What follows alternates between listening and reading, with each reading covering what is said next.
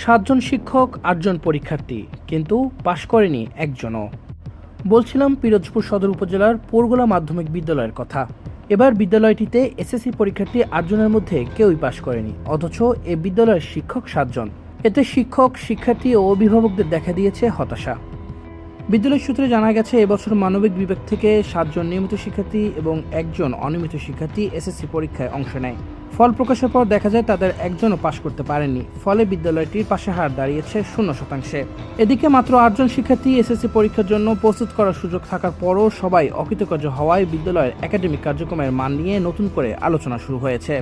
তবে অকৃতকার্য এক শিক্ষার্থী অভিযোগ করে বলেন, দীর্ঘদিন অঙ্ক ও ইংরেজি শিক্ষক ছিল না, ক্লাসও নিয়মিত হতো না, অনেক সময় নির্ধারিত সময়ের আগেই ছুটি দেওয়া হতো। এতদিন স্যারেরা ছিল না ঠিক মতন, এই নতুন হেরা আইছে, এই জন্য আমাদের ক্লাস করানোর মতো কেউ ছিল না।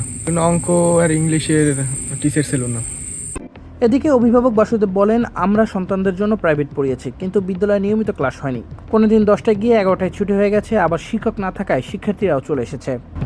আমরা তো যথাসাধ্য চেষ্টা করছি, প্রাইভেট দিছি, 4-5টা প্রাইভেট পড়ছে, রীতিমতো চেষ্টা করছি। স্যারেরা কি করছে, স্কুলে কইতে পারি না, স্কুলে তো গেছে আর আইছে।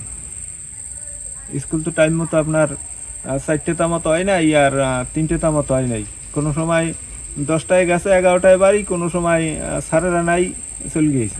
স্থানীয় কয়েকজন অভিভাবক বলেন, এখানের মূল সমস্যা হলো বিদ্যালয়টিতে প্রধান শিক্ষক নেই। ভারপ্রাপ্ত প্রধান শিক্ষক দিয়ে বিদ্যালয়টির কার্যক্রম পরিচালনা হচ্ছে।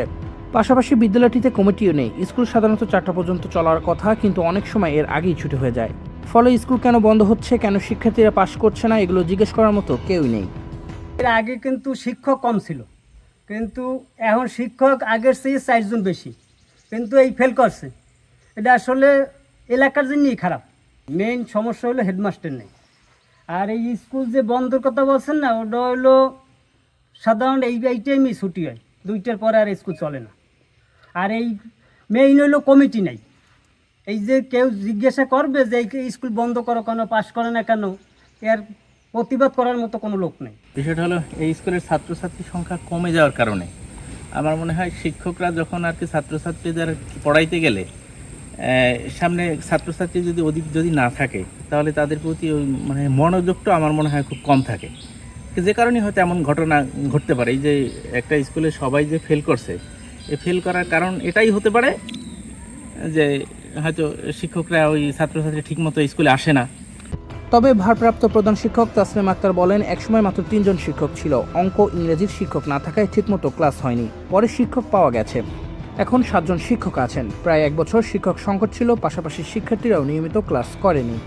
বিষয়টা হচ্ছে, ঠিকই শুনছেন, এটা সত্যি বলছেন। আমাদের 25 সালের জুন থেকে আমাদের 26 সালের আগস্ট পর্যন্ত আমাদের প্রায় বছর খানেকের মতো আমাদের ইংলিশ, অঙ্ক, মানে আমাদের অনেক টিচার কম ছিল। মাত্র 3 জন টিচার ছিলাম। ক্লাস এগুলো হয়ই নাই। স্যার আর কি আমাদের এই স্যার টাউন স্কুলে, অঙ্কের গণিতের স্যার টাউন স্কুলে আপনার ইসে হয়ে গেছে, ট্রান্সফার হয়ে গেছে। আর ইংলিশের স্যার তো সেই 17 সালে মারা গেছে। এত বছর তো আমরা নিয়োগ পাই নাই। এই 25 সেপ্টেম্বরে আমরা নিয়োগ পাইছি, বুঝছেন। 3 জন টিচার পাইছি, অঙ্ক, ইংরেজি আর একজন কৃষি। পিরোজপুর সদর উপজেলার মাধ্যমিক শিক্ষা কর্মকর্তা আব্দুল হান্নান বলেন, শতভাগ ফেল করা বিদ্যালয়ের রেজাল্টগুলো নিয়ে আমরা পর্যালোচনা করছি। রেজাল্ট খারাপ হওয়ার কারণগুলো তাদের কাছে জানতে চাওয়া হবে। জবাব পাওয়ার পর প্রয়োজনীয় পদক্ষেপ নেওয়া হবে। একটি স্কুল পাশ করেনি, পোরগোলা মাধ্যমিক বিদ্যালয় পিরোজপুর সদরের 8 জন পরীক্ষার্থী ছিল, একজনও পাশ করতে পারেনি। আমরা যোগাযোগ করে জানতে পারলাম যে ওই প্রতিষ্ঠানে এনটিএসসির বা মানে শিক্ষক, ইংরেজির আর গণিতের শিক্ষক নেই। তারপরও তাদের টিচাররা কিছু অবহেলার কারণে এবং তারা 10ম শ্রেণীর ছাত্রছাত্রী নিয়মিত না থাকার কারণে রেজাল্ট বিপর্যয় হয়েছে। সেক্ষেত্রে আমাদের কঠোর মনিটরিং চলতেছে এবং এইটা জেলা প্রশাসক মহোদয় বা জেলা প্রশাসক কার্যালয় থেকে আমাদের বিশেষ করে মনিটরিংয়ের কাজ চলতেছে।